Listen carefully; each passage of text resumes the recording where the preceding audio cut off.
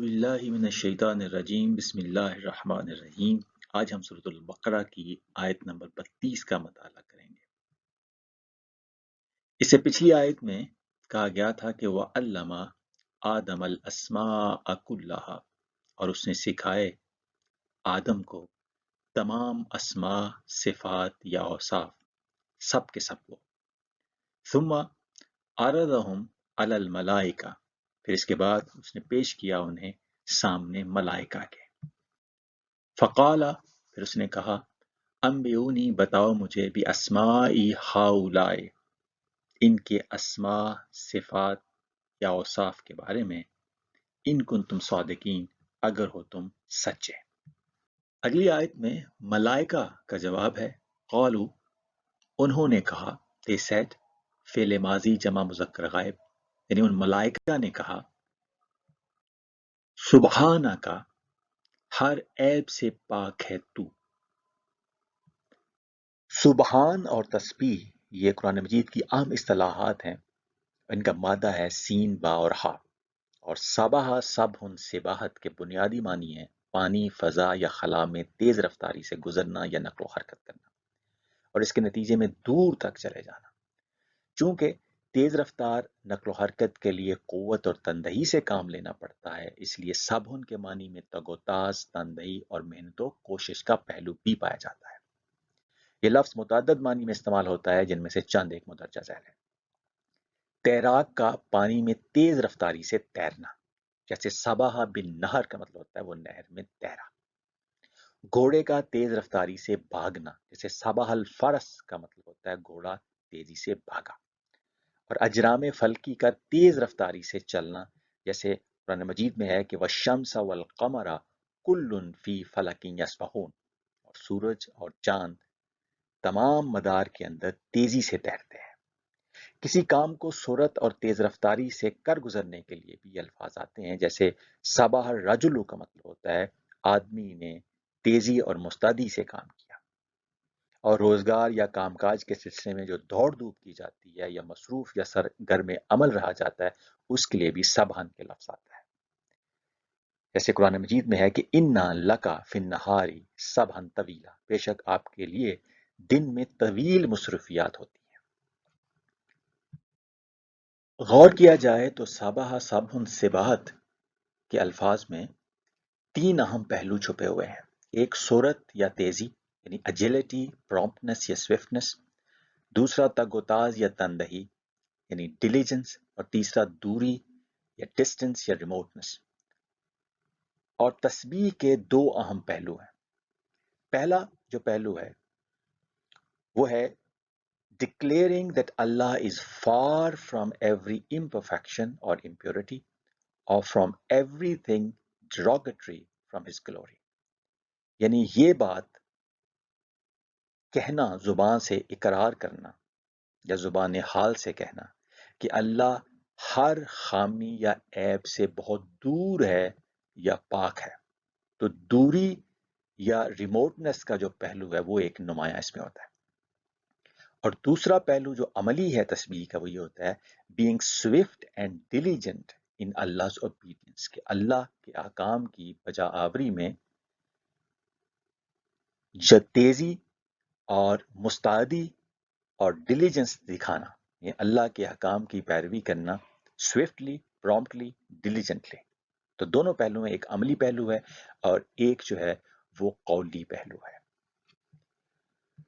تو یہاں جو ملائکہ نے کہا ہے سبحانہ کا، کہ اللہ تو ہر عیب سے پاک ہے، تو یہاں دوری کا جو پہلو ہے، ریموٹنس یا ڈسٹنس کا، وہ سبحان کے لفظ میں نمایاں ہے۔ یعنی ہم فرشتے یہ کہہ رہے ہیں، ملائکہ یہ کہہ رہے ہیں کہ اے اللہ، آپ کی ذات اس بات سے پاک ہے، بہت دور ہے کہ آپ کا کوئی کام حکمت سے خالی ہو۔ اور ہم نے جو خدشہ ظاہر کیا ہے کہ زمین میں بنایا جانے والا خلیفہ اس میں فساد اور خونریزی کرے گا، تو ہمارا علم محدود ہے۔ تو ہم یہ اقرار کرتے ہیں کہ تیری ذات ہر عیب سے بہت دور ہے، بہت پاک ہے۔ لا علم، نہیں کوئی علم، یہاں لا جو ہے یہ نفی جنس ہے، کیونکہ لا کے بعد والا جو اسم ہے اس کے آخر میں اگر زبر آئے، جیسے علما آیا ہے، تو اس سے پہلے جو لا ہوتا ہے وہ لا نفی جنس ہے، یعنی نہیں کوئی علم، کسی قسم کا کوئی علم نہیں ہے۔ علم کی ساری کے سارے علم کی نفی ہے، پوری جنس کی نفی ہے، لا علم، کسی قسم کا کوئی علم نہیں ہے، لنا ہمارے پاس، فور us یا ود us یا we have, we have no knowledge, we have absolutely no knowledge, نہیں ہے کوئی علم ہمارے پاس، الا ما، سوائے اس کے جو، اللہ حرف استثناء ہے اور جو ما موصولہ ہے، سوائے جو، علمتنا، تم نے سکھایا ہمیں، تو عالمہ کا مطلب جاننا، اور علامہ اس نے سکھایا، عالمہ اس نے جانا، علامہ اس نے سکھایا، اور علمتا تو نے سکھایا، تم نے سکھایا۔ تو ملائکہ کہہ رہے ہیں کہ اے اللہ، نہیں ہے کسی قسم کا کوئی علم ہمارے پاس سوائے اس کے جو تم نے سکھایا ہمیں، علمتا نہ، جو تم نے سکھایا ہمیں۔ انا کا، بے شک تو، انا جو ہے حرف تحقیق بھی ہے اور حرف نصب ہے، کا تو ضمیر متصل ہے، واحد مذکر حاضر، اور انتا کا مطلب بھی تو ہے، یہ سیپریٹ جب آتا ہے سیکنڈ پرسن سنگولر تو وہ انتا اس کی فارم ہوتی ہے، جب وہ کسی کے ساتھ متصل ہو کے آتا ہے تو کا فارم ہوتی ہے۔ تو یہاں کا اور انتا دونوں کا مطلب تو ہے، تو یہاں تو پہ زور دیا گیا ہے، ایمفیسس ہے، بے شک تو ہی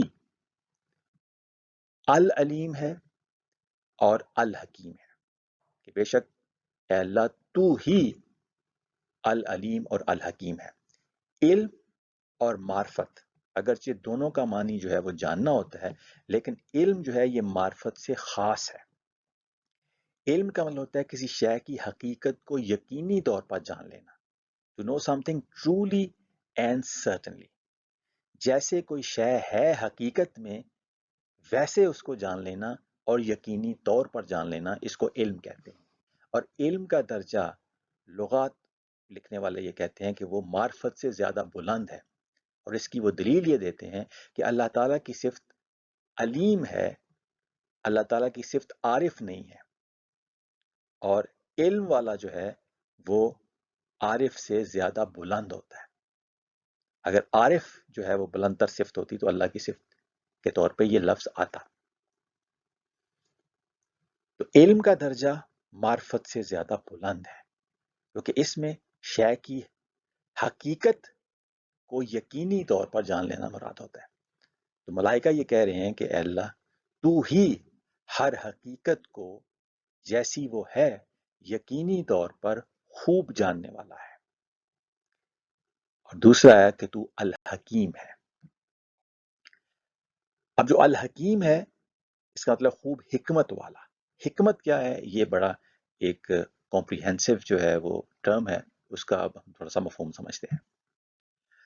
بنیادی طور پر حکمت یا دانائی اشیاء و امور کی حقیقت، علت و سبب اور غرض و غایت کا صحیح علم، اور ایمانیات، اخلاقیات، اعلی اقدار، حق و صداقت، عدل و انصاف کے تقاضوں کا صحیح ادراک ہے، جو انسان کو جہالت پر مبنی کسی غلط رائے، غلط نتیجے، غلط فیصلے یا غلط عمل سے روکے یا بچائے۔ یعنی صحیح علم کی بنا پر صحیح رائے، صحیح نتیجہ، صحیح فیصلہ اور صحیح عمل کی صلاحیت۔ تو حکمت جو ہے وہ علم سے ایک درجہ آگے کی چیز ہے۔ علم میں آپ کو کسی شے کی حقیقت کا یقینی طور پہ شعور یا آگہی ہو گئی، لیکن حکمت میں یہ ہے کہ اس علم کی بنا پہ جو غلط رائے یا غلط نتیجہ یا غلط فیصلہ یا غلط عمل ہے اس سے بھی انسان رک گیا۔ تو ایک حکمت والا انسان وہ ہوتا ہے جس کو اشیاء و امور کی حقیقت، علت و سبب اور غرض و غایت کا صحیح علم ہوتا ہے، اور ایمانیات، اخلاقیات، اعلی اقدار، حق و صداقت، عدل و انصاف وغیرہ کے تقاضوں کا صحیح ادراک ہوتا ہے، اور اس علم اور ادراک کے بعد وہ انسان غلط رائے، غلط نتیجے، غلط فیصلے یا غلط عمل سے رک جاتا ہے، بچ جاتا ہے. یعنی اس کے پاس صحیح علم ہوتا ہے اور اس صحیح علم کی بنا پہ وہ صحیح رائے، صحیح نتیجے، صحیح فیصلے یا صحیح عمل کی صلاحیت رکھتا ہے. ایسے شخص کو کہتے ہیں وہ حکمت والا شخص ہے. تو حکمت انگلش میں وزڈم کو کہتے ہیں، اور وزڈم کیا ہے؟ Knowledge of true nature of things and affairs, their causes, effects and purpose, as well as understanding of the requirements of justice and righteousness, which prevents or restrains from wrong conclusions, decisions and actions. یہ جو prevention یا restraint کا پہلو ہے نا حکمت کے لفظ میں، یہ یہاں سے نکلا ہے کہ حکاماتن اصل میں کہتے ہیں گھوڑے کی لگام کو، جو اس کو سرکش اور بے راہ رو ہونے سے روکتی ہے. اور فراسم محکومہ کہتے ہیں اس گھوڑی کو یا گھوڑے کو جس کو لگام ڈالی گئی ہو، جو کنٹرول جس کو کیا ہوا ہو. تو ریسٹرینٹ اور پریونشن کا پہلو جو ہے وہ حکمت کے لفظ میں ہے. تو علم اگر انسان کو غلط رائے یا غلط نتیجے یا غلط فیصلے یا غلط عمل سے پریونٹ نہ کرے تو وہ حکمت نہیں ہے. تو حکمت میں یہ ہے کہ انسان کے پاس علم بھی ہے، اور وہ علم جو ہے وہ اس کو بچاتا ہے غلط رائے، غلط نتیجے، غلط فیصلے یا غلط عمل سے. تو حکمت کا درجہ علم سے تھوڑا بلند ہے. تو نالج کے اوپر ہے حکمت یا وزڈم، اور وزڈم کے اوپر ہے اللہ تعالیٰ کی رہنمائی. اچھا، حکمت کی ایک صورت تو یہ ہے کہ انسان خود اپنے ذہن اور تدبر سے اشیاء کی ماہیت، علت و سبب، ان کی غرض و غایت، ایمانیات، بلیف سسٹمز یا اعلیٰ اقدار جسے ویلیوز کہتے ہیں، یا اخلاقیات، موریلٹی یا حق و صداقت یا جسٹس اور دیگر معاملات کا صحیح حقیقت کا ادراک حاصل کرے اپنے ذہن اور تدبر سے. اور جو انسانوں کو جہالت پر مبنی غلط نتیجے، غلط فیصلے یا غلط عمل سے روکے یا بچائے. اس کی ایک مثال فلسفہ یا فلسفی ہے کہ جس میں انسان سوچتے ہیں اشیاء کی ماہیت کے بارے میں، ان کی علت و سبب کے بارے میں، ایمانیات کے بارے میں، اعلیٰ اقدار کے بارے میں، اخلاقیات کے بارے میں، جسٹس کے بارے میں، سب کے بارے میں سوچتے ہیں تاکہ انسانوں کو غلط نتیجوں، غلط فیصلوں یا غلط عمل یا غلط نظام ہائے زندگی سے بچایا جائے. تو فلسفی جو ہے اس کا ایک مقصد یہ بھی ہے. لیکن انسانی ذہن اور تدبر جو ہے اس کی کچھ حدیں ہوتی ہیں، وہ لامحدود نہیں ہوتا، اور وہ سبجیکٹو یا ریلیٹو بھی ہوتا ہے، کیونکہ ہر انسان کا اپنا اپنا ذہن ہے اور اپنا اپنا تدبر ہے، اس لیے اس میں سبجیکٹیوٹی ہے، آبجیکٹیوٹی نہیں ہے. حکمت کی دوسری صورت یہ ہے کہ اللہ تعالیٰ وحی کے ذریعے انبیاء کی وساطت سے ضروری اشیاء و معاملات کی حقیقت، ایمانیات، اعلیٰ اقدار، اخلاقیات، حق و صداقت اور عدل و انصاف کے تقاضوں کا صحیح علم عطا کر دے، اور وہ علم انسان کو غلط فیصلوں، غلط طرز عمل سے بچا لے. اس کی مثال ہے قرآن حکیم. اب قرآن کو حکیم کہا گیا، اس کی صفت حکیم آئی ہے قرآن مجید میں. اس کو کتاب حکیم بھی کہا گیا ہے، اور اس کو ذکر حکیم بھی کہا گیا ہے کہ حکمت والی کتاب، کیونکہ اس میں حکمت ہے. تو قرآن کے اندر ایک اللہ کی دی ہوئی حکمت ہے، اور جو فلاسفرز ہوتے ہیں وہ اپنے ذہن سے، تدبر سے حکمت کی تلاش کرتے ہیں. عربی زبان میں کتاب کا ایک معنی قانون بھی آتا ہے اور ایک معنی فریضہ بھی آتا ہے. کتاب کے بے شمار معنی ہیں عربی زبان میں، اور حکمت کا ایک معنی علت اور غرض و غایت بھی ہے. چنانچہ اگر ہم سورۃ البقرہ کی آیت نمبر 183 کی مثال لیں، جس میں کہا گیا ہے کہ یا ایھا الذین آمنوا کتب علیکم الصیام کما کتب علی الذین من قبلکم لعلکم تتقون. تو اس میں جو فریضہ عائد کیا گیا ہے وہ ہے روزوں کا، جو قانون یا فریضہ ہے وہ ہے روزہ. اور اس کی جو غرض و غایت، علت یا حکمت بتائی گئی ہے وہ یہ ہے لعلکم تتقون، تاکہ تم تقوی اختیار کرو. تو قرآن میں کتاب بھی ہے اور حکمت بھی ہے. یعنی کتاب یعنی فریضہ یا قانون، اور قرآن میں اس قانون یا فریضے کی حکمت بھی بتائی گئی ہے لعلکم تتقون. تو نبی کریم صلی اللہ علیہ وسلم کا جو ایک فریضہ قرآن مجید میں آیا ہے ذکر، جس کا کہ یعلمہم الکتاب والحکمہ، کہ وہ کتاب و حکمت کی تعلیم دیا کرتے ہیں. تو کتاب یعنی اللہ کے عائد کیے ہوئے جو فریضے ہیں وہ بھی سکھاتے ہیں، جو اللہ کا دیا ہوا قانون ہے وہ بھی سکھاتے ہیں، اور اس کی دی ہوئی جو حکمت ہے اس قانون کی یا اس فریضے کی وہ بھی سکھاتے ہیں. تو قرآن خود ایک اس کو حکمت والا کہا گیا ہے، حکیم کہا گیا ہے، ذکر حکیم کہا گیا ہے، کتاب حکیم کہا گیا ہے، تو حکمت بھی قرآن کے اندر ہے، اور کتاب یا قانون یا جو فریضے اللہ تعالیٰ نے عائد کیے ہیں وہ بھی قرآن کے اندر موجود ہے۔ تو حکمت کے مختلف معنی لغات میں ملتے ہیں، ان میں ایک معنی دانائی بھی ہے یا دانشمندی، ایک معنی اشیاء کی حقیقت اور علت و ماہیت کا صحیح ادراک ہے، ایک معنی فیصلے میں عدل و انصاف کو ملحوظ رکھنا بھی ہے، ایک معنی علت یا غرض و غائب بھی ہے، حکمت کا ایک معنی فلسفہ بھی ہے، حکمت کا ایک معنی دانش مندانہ بات بھی ہے، حکمت کا ایک معنی رائے کی درستگی یا اصابت رائے بھی ہے، حکمت کا ایک معنی اللہ تعالیٰ کی نازل کردہ حکمت جو ہے اس کے لیے بھی یہ لفظ آیا ہے، اور اشیاء و معاملات کی حقیقت، ایمانیات، اعلیٰ اقدار، اخلاقیات، حق و صداقت اور عدل و انصاف کے تقاضوں کا صحیح علم اور اس کے مطابق عمل جو ہے اس کو بھی حکمت کہا جاتا ہے۔ تو اللہ تعالیٰ کی صفت آئی ہے اس آیت میں جو آج ہم نے پڑھی، حکیم۔ تو حکیم کہتے ہیں اس کو کہ جس کا ہر فیصلہ اور عمل حکمت پر مبنی ہو۔ حکیم وہ ہے یعنی جو حکمت والا ہو، possessing حکمہ یا وائس، وہ جسے اشیاء و معاملات کی صحیح حقیقت کا ایسا علم یا ادراک حاصل ہو کہ اس کا ہر فیصلہ اور عمل درست اور عدل و انصاف کے تقاضوں کے عین مطابق ہو، اور وہ جو صحیح علم کی بنا پر عدل و انصاف، توازن و تناسب اور حسن و خوبی کے تمام تقاضوں کو پورا کرتے ہوئے معاملات کو سر انجام دے، یعنی one who has thorough knowledge of true nature of things and whose decisions and actions are based on sound judgment and are free from any shortcoming۔ تو اللہ تعالیٰ کی جو صفت الحکیم آئی ہے اس کا وزن ہے فعیل، اور فعیل کے وزن کے ہونے کی وجہ سے اس میں مبالغہ، دوام اور استمرار پایا جاتا ہے۔